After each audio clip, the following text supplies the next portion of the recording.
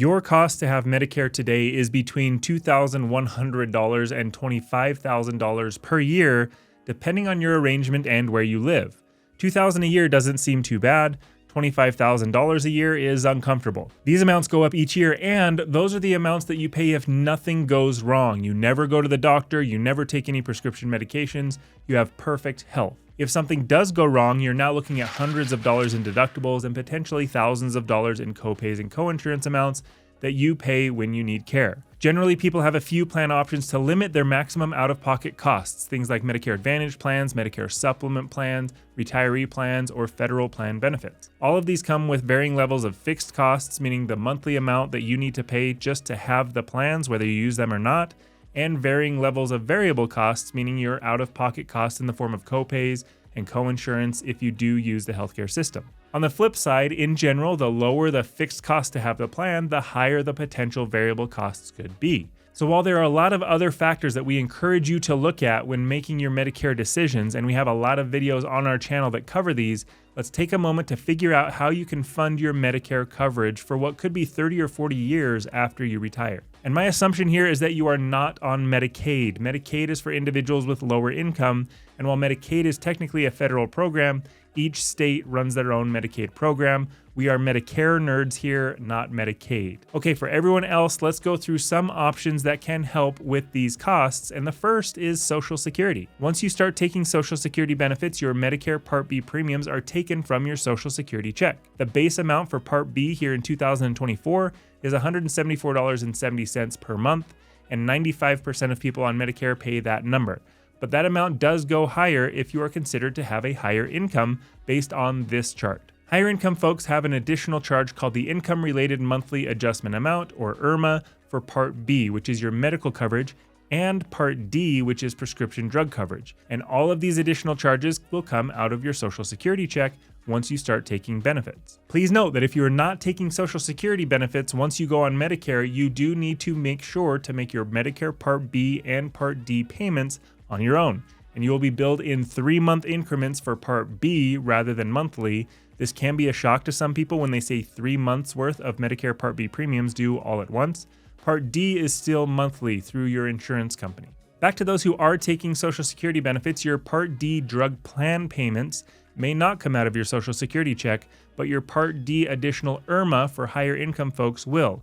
If you're on an Advantage plan that has Part D coverage and no cost, but you still have that IRMA charge, guess what? You get to see that Part D IRMA still coming out of your Social Security check. This is just for those with higher incomes. If that's not you, don't worry about all of this IRMA talk. The last note on Part D and Social Security, I said that your Part D plan payments may not come out of your Social Security check, but they also could if you set them up to come out there.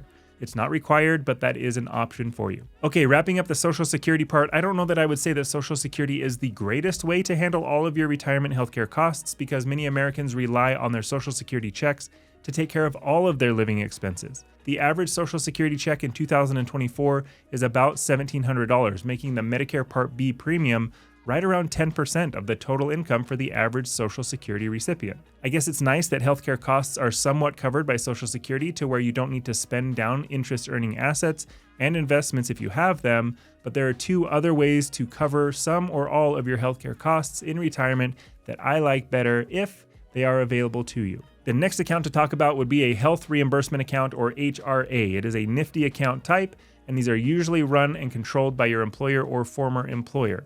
These are typically available for those whose companies do not have a qualified high-deductible health plan, so a health savings account, or HSA, is off the table.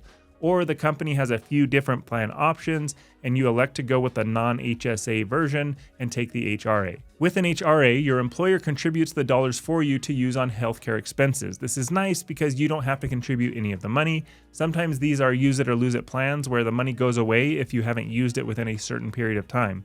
Also, if you lose your job or you leave your employer, those dollars don't go with you.